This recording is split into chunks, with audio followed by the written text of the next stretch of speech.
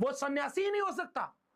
और अगर उस व्यक्ति के पास भाषा का ज्ञान है, उसको श्लोक कंठस्थ है, तो चलो मैं उससे शास्त्रार्थ करता हूं, जो वो कह देगा हार जाऊंगा।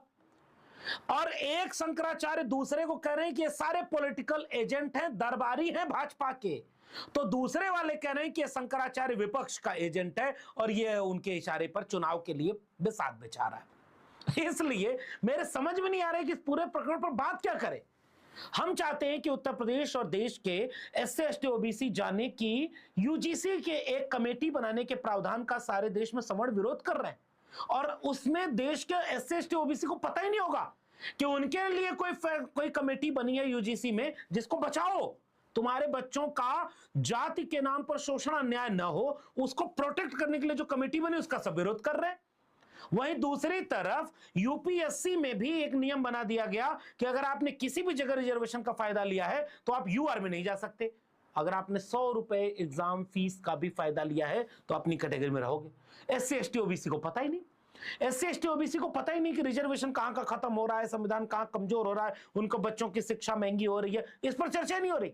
अब उनको यह समझ में आ रहा है कि भाई शंकराचार्य ही अगर साबित करना पड़ेगा तो होगा क्या। अब जरा एक एक करके वीडियोस देखते जाइए और समझिए कि पूरी राजनीति के केंद्र में धर्म है।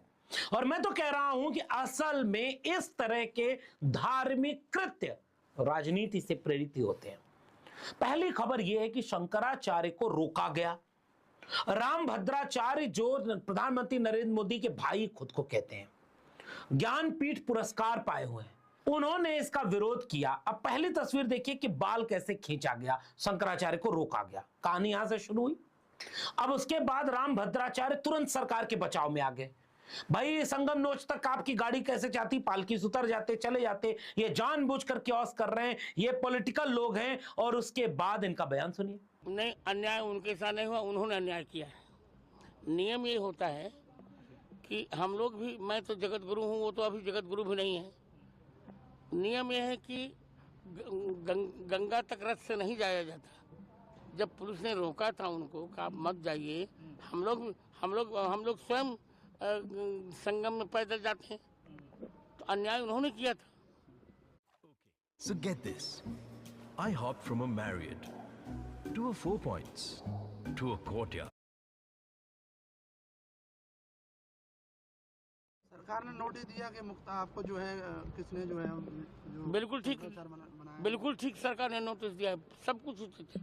अब तीसरी वीडियो छोटी सी ये देख लीजिए। लोग ऐसा कह रहे हैं, अब ये कितना सच है वहां के लोग जाने, प्रशासन बताए।